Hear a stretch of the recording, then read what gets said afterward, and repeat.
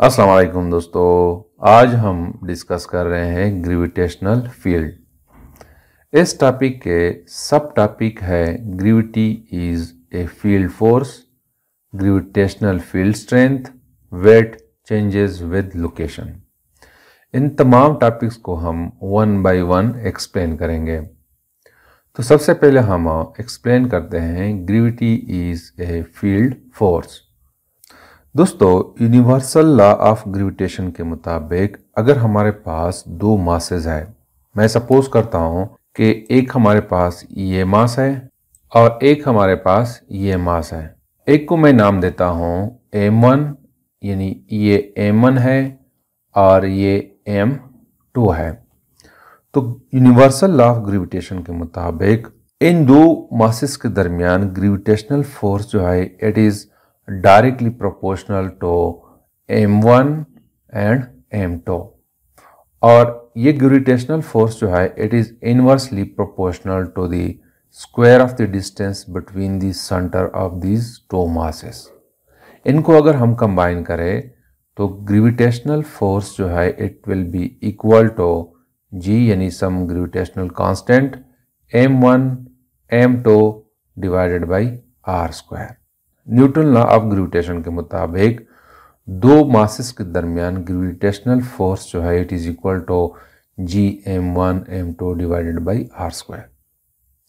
Newton ने इस force को फाइंड आउट किया, लेकिन न्यूटन ये नहीं बता सका कि मासेस एक दूसरे पर फोर्सेस कैसे अप्लाई करते हैं। यानी रोज़मर्रा ज़िंदगी में जब हम किसी ऑब्जेक्ट पे फोर्स अप्लाई करते हैं तो उसको हम टच करते हैं, उसको कांटेक्ट में ले आते हैं।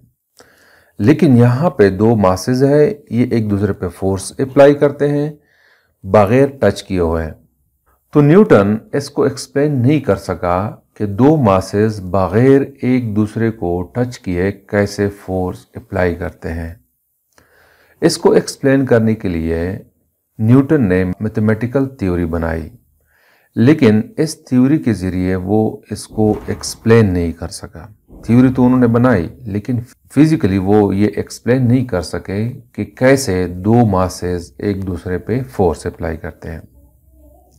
बाद में मुख्तलिफ साइंटिस्ट ने थ्योरी ऑफ फील्ड्स बनाई। इस थ्योरी के मुताबिक ग्रेविटी या ग्रेविटेशनल फोर्स, इलेक्ट्रिक फोर्स और मैग्नेटिक फोर्स कैसे काम करते हैं। यानी उन्होंने फील्ड थ्योरी बनाई, या इसको हम कहते हैं थ्योरी ऑफ फील्ड्स। इसके मुताबिक डिफरेंट फोर्सेस यानी ग्रेविटेशनल फोर्स, इलेक्ट्रिक फोर्स और मैग्नेटिक फोर्स कैसे काम करती है, दूसरे ऑब्जेक्ट पे कैसे फोर्स अप्लाई करते हैं। तो इस लॉ के मुताबिक हम सपोज करते हैं कि लेट सपोज ये हमारे पास एक मास है, ये इसको मैं नाम देता हूँ m1। तो इस थ्योरी के मुताबिक इस मास के इर्द गिर्द एक एरिया होता है जिस एरिया के अंदर ये मास दूसरे मास पे फोर्स अप्लाई करता है। तो मैं सपोज करता हूं कि इस मास के अराउंड ये एरिया है, ये एरिया मैं सपोज कर रहा हूं कि ये m1 के अराउंड है। तो इस एरिया के अंदर अगर मैं m2 ले आऊँ, फॉर एग्जांपल m2 मैं यहाँ पे ले आता हूँ, तो इस एरिया के अंदर ये मास m1 जो है ये m2 पे फोर्स अप्लाई करेगा।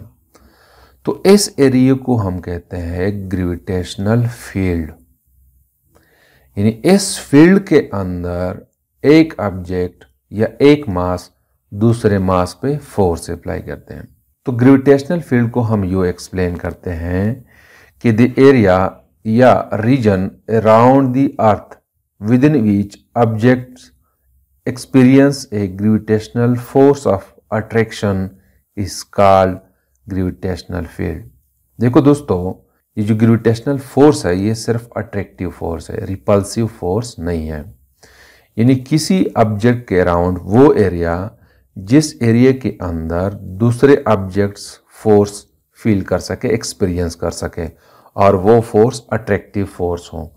तो इस फील्ड को, इस एरिया को हम ग्रेविटेशनल फील्ड कहते हैं। तो इस फील्ड के थ्रू एक ऑब्जेक्ट दूसरे ऑब्जेक्ट पे फोर्स अप्लाई करते हैं। यानी हम कह सकते हैं कि gravitational force is an interaction between A mass and gravitational field. मतलब यह है कि मास और ग्रेविटेशनल फील्ड के दरमियान कशिश को हम ग्रेविटेशनल फोर्स कहते हैं। तो इस थ्योरी ऑफ फील्ड्स के मुताबिक अगर हमारे पास एक चार्ज है, मैं कहता हूं हमारे पास पॉजिटिव चार्ज है, तो इस पॉजिटिव चार्ज के अराउंड वो एरिया जिस एरिया के अंदर ये चार्ज दूसरे चार्ज पे फोर्स अप्लाई कर सके, यानी एक चार्ज ये है और एक चार्ज ये है, तो ये दोनों चार्जेस एक दूसरे पे फोर्स अप्लाई करते हैं। अगर मैं कहूँ कि ये Q1 है और ये Q2 है, तो जब हम Q2 को Q1 के एरिया में ले आते हैं तो Q1 Q2 पे फोर्स अप्लाई करते हैं, तो इस एरिया को, इस रीजन को हम इलेक्ट्रिक फील्ड कहते हैं। यहाँ पे इस केस में हम ग्रेविटेशनल फील्ड कहते हैं और इस केस में हम इलेक्ट्रिक फील्ड कहते हैं। या अगर हमारे पास एक मैग्नेट है, मैं सपोज करता हूँ कि ये हमारे पास एक मैग्नेट है और इसका ये नॉर्थ पोल है और ये साउथ पोल है, तो इसके अराउंड वो एरिया जिसके अंदर ये मैग्नेट दूसरे मैग्नेट पे फोर्स अप्लाई करे, इसको हम मैग्नेटिक फील्ड कहते हैं। तो थ्योरी ऑफ फील्ड्स जो है ये एक्सप्लेन करती है कि कैसे डिफरेंट फोर्सेस काम करती है, यानी दूसरे ऑब्जेक्ट पे फोर्स अप्लाई करते हैं। तो यहाँ पे हमारा टॉपिक है ग्रेविटेशनल फील्ड। तो जैसे मैंने आपको डिफाइन करा है कि एक मास के इर्द गिर्द वो एरिया जिसके अंदर दूसरे मास पे फोर्स अप्लाई कर सके, उस एरिया को हम ग्रेविटेशनल फील्ड कहते हैं। दोस्तों, ज़मीन के ग्रेविटेशनल फील्ड को ग्रेविटेशनल फील्ड स्ट्रेंथ यानी जी के थ्रू हम एक्सप्लेन कर सकते हैं और जी को हम यू डिफाइन करते हैं कि फोर्स, ग्रेविटेशनल फोर्स पर यूनिट मास। ग्रेविटेशनल फील्ड स्ट्रेंथ को हम जी से रिप्रेजेंट करते हैं और ये इक्वल है फोर्स पर यूनिट मास के। यानी फील्ड के अंदर अगर हम एक मास रखें, उस मास पे जो फोर्स अप्लाई होती है उसको हम ग्रेविटेशनल फील्ड स्ट्रेंथ कहते हैं। अगर फोर्स ज़्यादा है तो फील्ड की स्ट्रेंथ भी ज़्यादा है, यानी कि जी भी ज़्यादा है। यहाँ पे आपको दिखाया गया है, ये ज़मीन है और ये जो लाइंस आपको नज़र आ रहे हैं ये शो कर रहा है ग्रेविटेशनल फील्ड को। यहाँ पे अगर हम एक मास रखें तो यहाँ पे इस मास पे ग्रेविटेशनल फोर्स कम होती है, यानी यहाँ पे लिखा हुआ है वीकर। तो इस पॉइंट पे जी जो है यानी ग्रेविटेशनल फील्ड स्ट्रेंथ जो है ये कम है। इसके बजाय अगर हम एक मास यहाँ पे रखें, इस ज़मीन के करीब रखें, तो यहाँ पे ग्रेविटेशनल फोर्स ज़्यादा होती है और जब ग्रेविटेशनल फोर्स ज़्यादा है तो इस इक्वेशन के मुताबिक ग्रेविटेशनल फील्ड स्ट्रेंथ भी ज़्यादा है। और ग्रेविटेशनल फील्ड स्ट्रेंथ यानी कि जी जो है it is a vector quantity. इसकी डायरेक्शन टुवर्ड्स द अर्थ होती है, या हम कहते हैं कि इसकी डायरेक्शन फोर्स की डायरेक्शन के लॉन्ग होती है और ग्रेविटेशनल फील्ड की डायरेक्शन टुवर्ड्स द सेंटर होती है, जैसे कि यहाँ पे आपको नज़र आ रहा है। यहाँ पे हर एक पॉइंट पे जी की डायरेक्शन टुवर्ड्स द सेंटर है और ग्रेविटेशनल फोर्स की डायरेक्शन भी टुवर्ड्स द सेंटर है। तो हम कहते हैं कि जी जो है ये वेक्टर क्वांटिटी है, its direction is along the direction of gravitational force. दोस्तों, ग्रेविटेशनल फील्ड स्ट्रेंथ जिसको हम जी से रिप्रेजेंट करते हैं और ग्रेविटेशनल एक्सेलरेशन जिसको भी हम जी से रिप्रेजेंट करते हैं, दोनों की न्यूमेरिकल वैल्यूज एक जैसे हो सकती है, लेकिन दोनों मुख्तलिफ क्वांटिटीज़ है। अगर मैं कहूँ कि ग्रेविटेशनल फील्ड स्ट्रेंथ, इसको मैं कहता हूँ ग्रेविटेशनल फील्ड स्ट्रेंथ और ग्रेविटेशनल एक्सेलरेशन, दोनों को हम रिप्रेजेंट करते हैं जी से। दोनों की न्यूमेरिकल वैल्यूज एक जैसी हो सकती है, यानी ग्रेविटेशनल फील्ड स्ट्रेंथ जो है इसकी वैल्यू 9.8 न्यूटन पर किलोग्राम हो सकती है और इसकी value 9.8 metre per second square हो सकती है। न्यूटन पर किलोग्राम इक्वल है मीटर पर सेकेंड स्क्वायर के। ये मैं आपको बाद में एक्सप्लेन कराऊंगा कि Newton per kilogram metre per second square के कैसे बराबर हैं। तो दोनों की यहाँ पे न्यूमेरिकल वैल्यूज सेम है 9.8, 9.8, लेकिन दोनों यानी ये और ये दोनों मुख्तलिफ क्वांटिटीज़ हैं। इसको मैं यूँ एक्सप्लेन करता हूँ कि लेट्स सपोज हमारे पास एक ऑब्जेक्ट है, ये एक ऑब्जेक्ट है और ये मूव कर रहा है डाउनवर्ड, ज़मीन की तरफ मूव कर रहा है।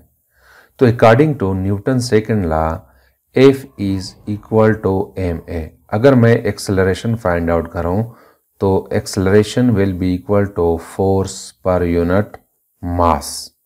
तो यहाँ पे ये a जो है it shows the gravitational acceleration, तो it is equal to force पर यूनिट मास। और यहाँ पे इस इक्वेशन के मुताबिक g जो है ग्रेविटेशनल फील्ड स्ट्रेंथ जो है it is also equal to force पर यूनिट मास। तो इस केस में हम कह सकते हैं कि ग्रेविटेशनल फील्ड स्ट्रेंथ यानी g जो है it is equal to gravitational acceleration a, या इसको भी हम g से रिप्रेजेंट करते हैं। तो दोनों जो है इक्वल है, दोनों की वैल्यू 9.8 मीटर पर सेकेंड हो सकती है। इस सूरत में है इसकी value 9.8 metre per second square. लेकिन अगर मैं सपोज करूं कि लेट सपोज हमारे पास एक ऑब्जेक्ट है, उस ऑब्जेक्ट को हम अटैच करते हैं विद स्प्रिंग, यानी ये स्प्रिंग है, इसके साथ मैंने इस ऑब्जेक्ट को अटैच किया है। तो यहाँ पे इस सूरत में ये ऑब्जेक्ट रेस्ट की हालत में है और इसकी कुछ हाफ वेट भी है। जब ऑब्जेक्ट रेस्ट में होते हैं तो एक्सेलरेशन a जो है it is equal to 0, gravitational acceleration is equal to 0। इस a को मैं रिप्रेजेंट कर सकता हूं कि gravitational acceleration is equal to 0। और अगर हम इसकी वेट फाइंड आउट करें तो weight is equal to m into g। तो यहाँ पे इस इक्वेशन में अगर g की वैल्यू मैं 0 पुट करो, यानी हम कहते हैं कि g जो है इट इज इक्वल टू 0, तो फिर ये वेट 0 हो जाएगा। लेकिन यहाँ पे इस ऑब्जेक्ट की वेट 0 नहीं हो सकती। तो यहाँ पे इस इक्वेशन में ये g जो है ये ग्रेविटेशनल एक्सेलरेशन नहीं है, ये ग्रेविटेशनल फील्ड स्ट्रेंथ है। इसकी यूनिट होगी यहाँ पे न्यूटन पर किलोग्राम। तो यहाँ पे इस सिचुएशन में a जो है ग्रेविटेशनल एक्सेलरेशन 0 है, लेकिन यहाँ पे ये g जो है ये ग्रेविटेशनल फील्ड स्ट्रेंथ है। हम कह सकते हैं कि ये अलग क्वांटिटी है और ये अलग क्वांटिटी है। इसकी न्यूमेरिकल वैल्यूज इक्वल हो सकती है लेकिन दोनों सेम क्वांटिटीज नहीं है। यहाँ पे इस केस में ग्रेविटेशनल एक्सेलरेशन अगर इसको मैं a से रिप्रेजेंट करूँ या g से रिप्रेजेंट करूँ वो 0 है। अगर इसकी वैल्यू मैं इस वेट की इक्वेशन में पुट करूँ तो वेट 0 आता है, लेकिन वेट तो 0 हो नहीं सकता। तो इसी वजह से हम कहते हैं कि ये ग्रेविटेशनल एक्सेलरेशन नहीं है, ये ग्रेविटेशनल फील्ड स्ट्रेंथ है। अब दोस्तों हम एक्सप्लेन करते हैं वेट चेंजेस विद लोकेशन, यानी किसी ऑब्जेक्ट की वेट जगह के हिसाब से चेंज होती है। दोस्तों हमने चैप्टर नंबर 3 में पढ़ा है कि वेट जो है it is the magnitude of force due to gravity, यानी वेट जो है ये ग्रेविटेशनल फोर्स की मैग्नीट्यूड के बराबर है और उसको हम रिप्रेजेंट करते हैं कि W इज इक्वल टू, यानी weight is equal to mass time gravitational acceleration. लेकिन यहाँ पे हम इस वेट की डिफिनीशन यूँ भी कर सकते हैं कि weight is equal to mass multiplied by field strength. यहाँ पे ग्रेविटेशनल एक्सेलरेशन है, यहाँ पे फील्ड स्ट्रेंथ है। दोनों डिफिनीशन मैथमेटिकली इक्वल है, लेकिन इस नए डिफिनीशन के मुताबिक, यानी इस डिफिनीशन के मुताबिक हम आसानी के साथ ये एक्सप्लेन कर सकते हैं कि वेट लोकेशन के साथ कैसे चेंज होती है। तो इसके लिए मैं सपोज करता हूं कि लेट सपोज ये हमारे पास अर्थ है, ये अर्थ है, इसको मैं ई से रिप्रेजेंट करता हूं। इस अर्थ के सरफेस पे एक ऑब्जेक्ट पड़ा है जिसका मास m0 है। तो according to universal law of gravitation या Newton's law of gravitation, Fg यानी ग्रेविटेशनल फोर्स जो है it is equal to g m0 and me यानी mass of earth divided by radius of earth. इसको मैं नाम देता हूं इक्वेशन नंबर 1। तो दोस्तों according to Newton second law Fg is equal to m into g gravitational field strength. इसको मैं नाम देता हूं इक्वेशन नंबर 2। अब मैं क्या करता हूं कि इक्वेशन 2 को इक्वेशन 1 में पुट करता हूं। तो इक्वेशन 1 जो है it will be equal to m nought g, यहाँ पे m जो है ये m नॉट है, तो this will become equal to g m nought m e divided by r e square. ये इक्वेशन 1 पे यहाँ पे स्क्वायर है। यहाँ पे इस इक्वेशन में ये m नॉट और ये m नॉट कैंसिल हो जाएंगे, तो हमारे पास रह जाएगा g is equal to gravitational constant me divided by r e square. इसको मैं नाम देता हूं इक्वेशन नंबर 3। इस इक्वेशन 3 के मुताबिक g जो है it does not depends on the mass of object, यानी यहाँ पे m नॉट जो है इस पे g डिपेंड नहीं करती। It depends on the mass of earth and radius of अर्थ। दोस्तों कोई ऑब्जेक्ट होता है उसकी मास तो कांस्टेंट होती है, लेकिन ये r जो है ये चेंज हो सकता है। यानी अगर मैं कहूँ कि ये सरफेस पे नहीं है, थोड़ी सी हाइट पे है, तो r चेंज हो जाता है। तो हम कह सकते हैं कि g depends on the distance between two objects, two masses. यहाँ पे हम r इसलिए ले रहे हैं कि m नॉट बिल्कुल सरफेस पे है। अगर ये थोड़ी सी हाइट पे हो तो फिर ये हम रेडियस ऑफ अर्थ नहीं लेंगे, जो सेंटर ऑफ अर्थ और ऑब्जेक्ट के दरमियान जो डिस्टेंस है वो हम लेंगे। तो यहाँ पे इस इक्वेशन से दो बातें जाहिर होती हैं कि जी ऑब्जेक्ट की मास पे डिपेंड नहीं करता, ज़मीन के मास पे डिपेंड करता है, और ज़मीन की मास जो है वो कांस्टेंट है। और दूसरा जो है रेडियस ऑफ अर्थ, या हम कहते हैं कि distance between the earth, centre of earth and centre of object, उस पे डिपेंड करती है, मास ऑफ ऑब्जेक्ट पे डिपेंड नहीं करती। यहाँ पे इस इक्वेशन में जितनी भी क्वांटिटीज है उसका हमें पता है कि g is equal to 6.67 into 10 raise to the power -11 newton metre square पर किलोग्राम स्क्वायर। और मास ऑफ अर्थ me जो है it is equal to 6 into 10 raise to the power 24 kilogram है। और radius of Earth is equal to 6.4 into 10 raise to the power 6 metre है। इन तमाम values को हम अगर इक्वेशन नंबर 3 में पुट करें तो g will become equal to 6.67 into 10 raise to the power -11 newton metre square पर kilogram square multiplied by mass of earth is equal to 6 into 10 raised to the power 24 kilogram, और divided by RE यानी radius of Earth जो है it is equal to 6.4 into 10 raise to the power 6 का square हो जाएगा, और metre भी है, मीटर का भी स्क्वायर हो जाएगा। तो यहाँ पे जो यूनिट्स है ये एक दूसरे के साथ कैंसिल करेंगे, जैसे कि फॉर एग्जांपल ये मीटर स्क्वायर है और ये मीटर स्क्वायर है, ये कैंसिल हो जाएंगे, और साथ में ये किलोग्राम स्क्वायर है और ये डिनोमिनेटर में है, तो इसको मैं यहाँ पे नीचे ले आता हूँ, तो this will become equal to kilogram square. तो यहाँ पे ये स्क्वायर और ये किलोग्राम कैंसिल हो जाएंगे, तो मैं कैंसिल करता हूँ इसको, ये स्क्वायर और ये किलोग्राम ये कैंसिल हो गए, तो ऊपर हमारे पास न्यूटन रह गया और नीचे किलोग्राम रह गया। तो g जो है it is equal to 6.67 into 10 raise to the power -11 newton हो जाएगा, multiplied by 6 into 10 raise to the power 24 हो जाएगा, और नीचे हमारे पास रह जाएगा 6.4 into 10 raise to the power 6 का स्क्वायर हो जाएगा, और नीचे किलोग्राम भी है, तो इसको मैं यहाँ पे लिखता हूँ कि न्यूटन पर किलोग्राम।